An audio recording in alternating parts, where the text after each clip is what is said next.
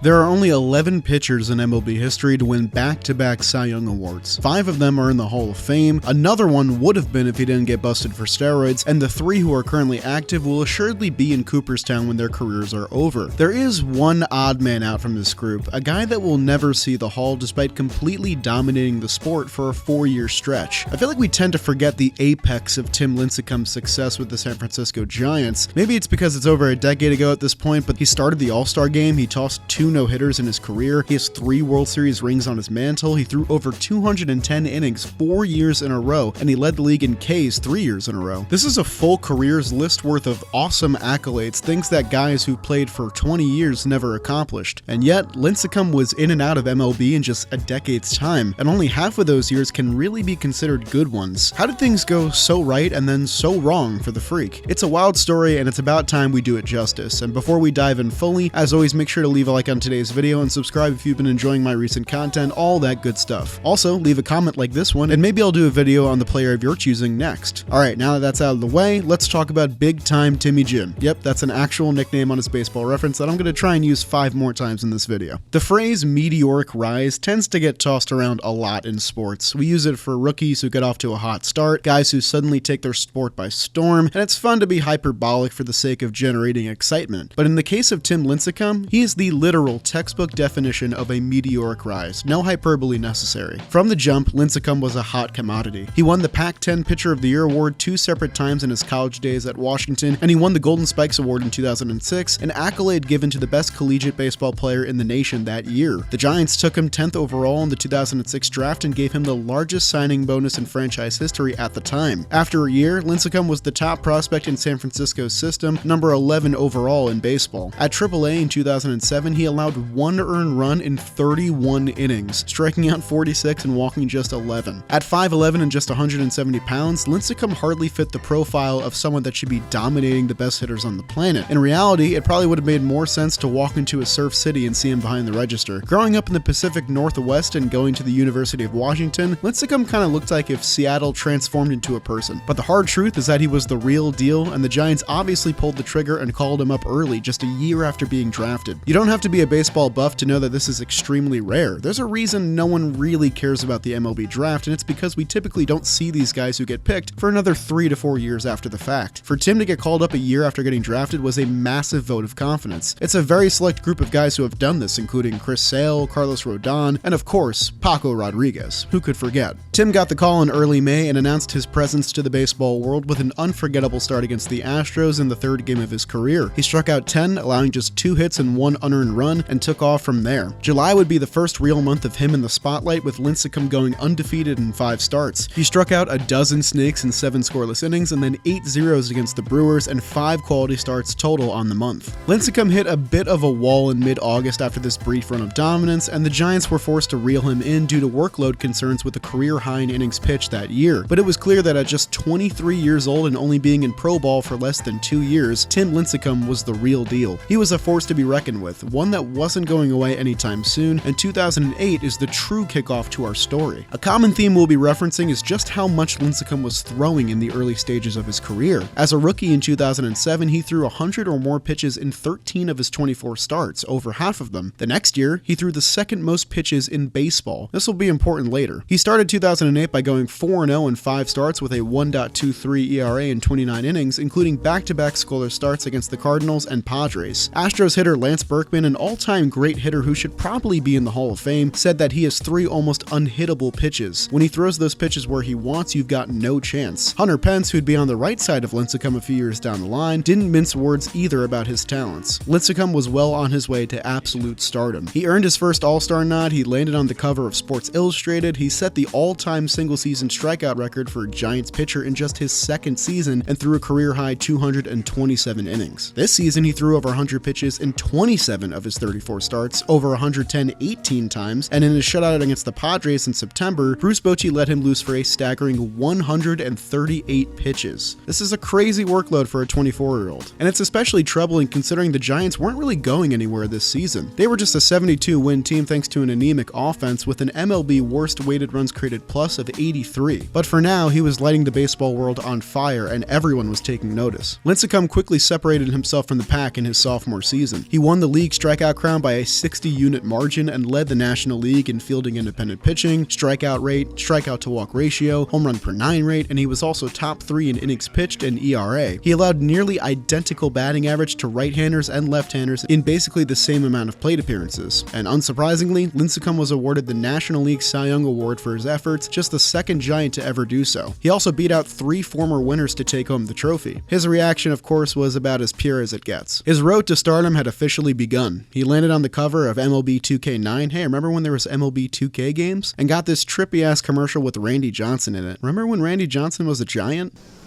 He should put a towel on. He got a super fun ad on SportsCenter too. Remember SportsCenter? This is the freak. Hey, this is the franchise. Hey, this is the freaky franchise. Big time Timmy Jim's office here. I'll be sure to get... Big time Timmy Jim, what's up?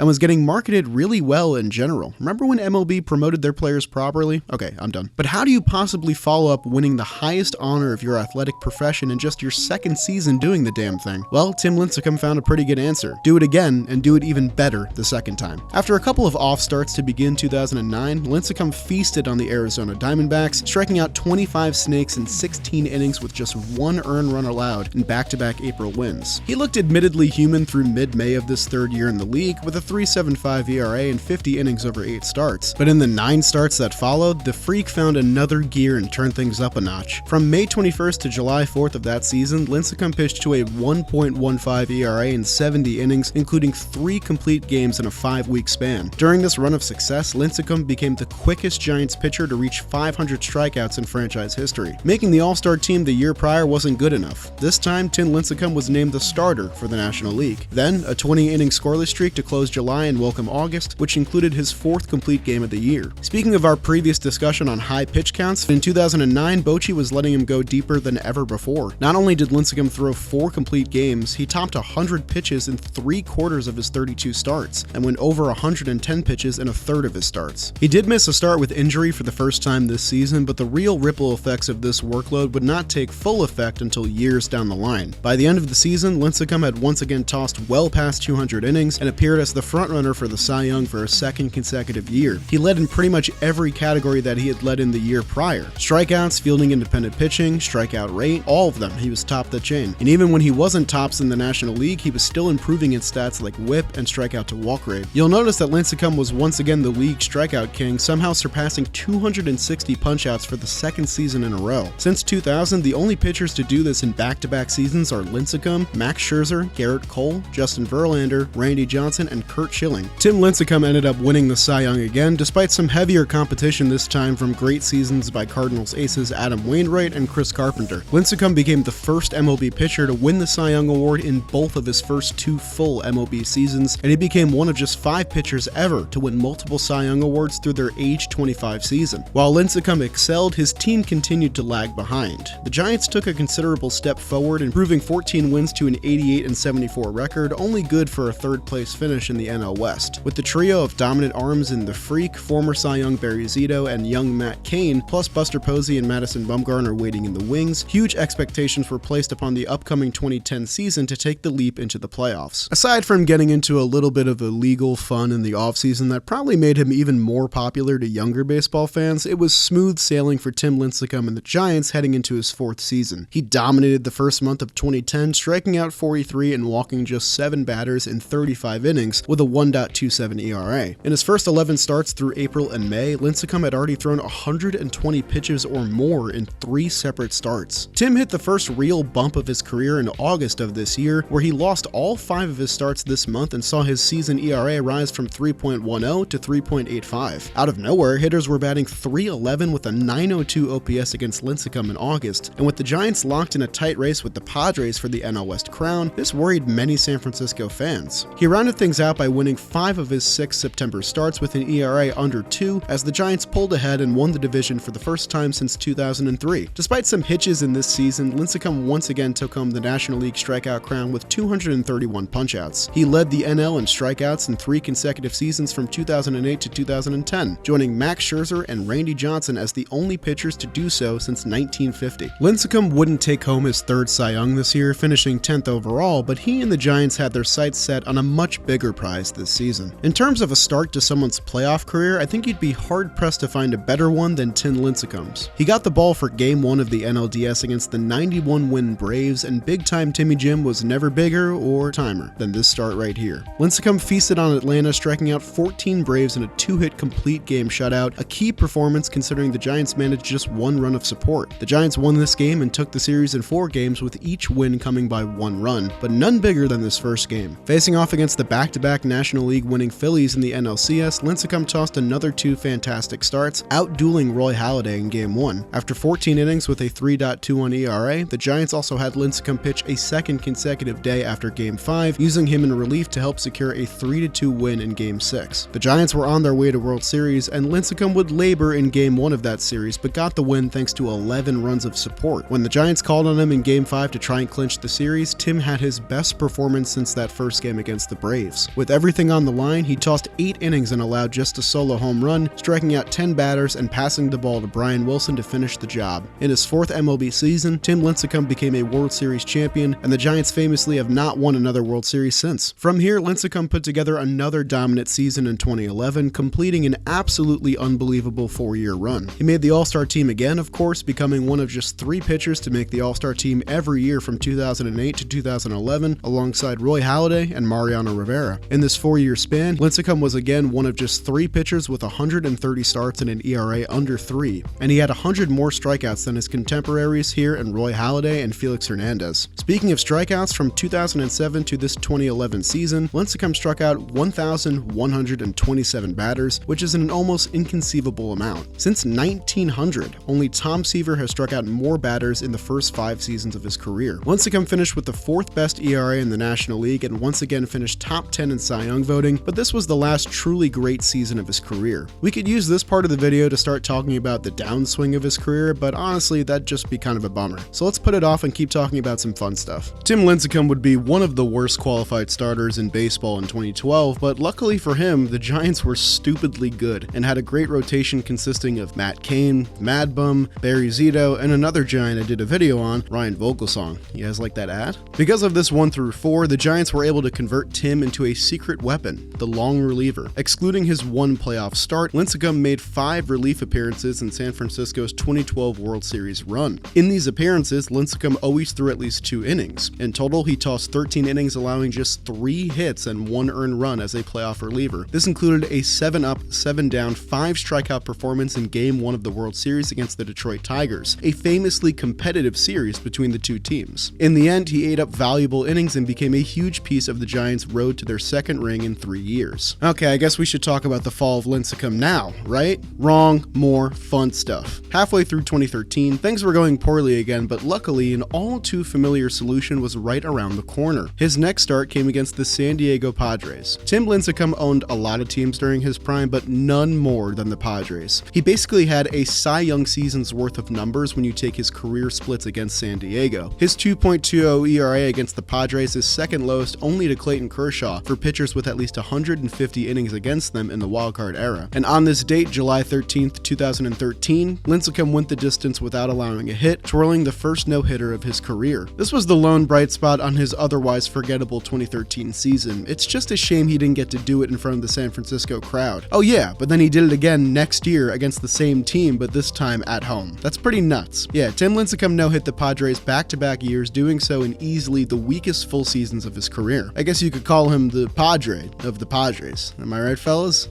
I'm sorry. Lincecum became one of just 3 pitchers in Major League Baseball history to win multiple World Series championships, multiple Cy Young Awards, multiple All-Star selections, and throw multiple no-hitters. This class includes only Tim Lincecum, Hall of Famer Sandy Koufax, and future Hall of Famer Justin Verlander. And oh, why don't we toss him another ring in 2014 to make it a trio of championships? Tim Lincecum achieved so much in what's considered a short career at just 10 years total. Alright, I'm looking at my list and I'm all out of fun stuff. We should probably talk about why his career was so so short. Tim Lincecum threw over 210 innings 4 seasons in a row during his peak and made 32 or more starts every year from 2008 to 2013. But after this, he made only 50 starts the rest of his career. And I think a large reason for it was the massive workload he endured in his early 20s. I mentioned a lot that Lincecum's physique wasn't conventional for the profile of a dominant starting pitcher, and I think this contributed a lot to his susceptibility to injuries. It's a shame because even as late as 2015, Lincecum was still effective. He had an ERA of 2.0 in his first 8 starts of that year, but shortly after, in July, he was diagnosed with a degenerative condition in both of his hips and was given cortisone shots. He underwent season-ending hip surgery that year, his final season with the Giants. A failed deal with the Angels, pitching elbow problems, blisters on his fingers, a minor league deal with the Rangers, and 3 years later, Lincecum was out of the game completely in 2019. Seemingly in the blink of an eye, we saw a dominant 2-time Cy Young who had easily conquered the best hitters in the game had become a complete shell of his former self. This is not a rise and fall video, this is just a rise video. He won't end up in the Hall of Fame, but the peak of Tim Lincecum may be the greatest of any pitcher I see in my entire lifetime. There wasn't a pitcher before that profiled like Lincecum both physically and personality-wise, and there probably won't be another after him. In 2014, the Sacramento Bee described Lincecum as the most beloved San Francisco sports figure since Joe Montana. They were quoted saying that his small size and unorthodox pitching delivery made him an unlikely figure to have reached the pinnacle of his sport, which the Bee believed reflected the success of the Giants altogether. That's something much more poetic than what I could have drawn up to close this video, so I think I'll leave you all with that. Thanks for the memories, big time Timmy Jim. I think that's 4 times, right? Ride high, freak, and thank you guys for watching this video, and I'll see you guys next week.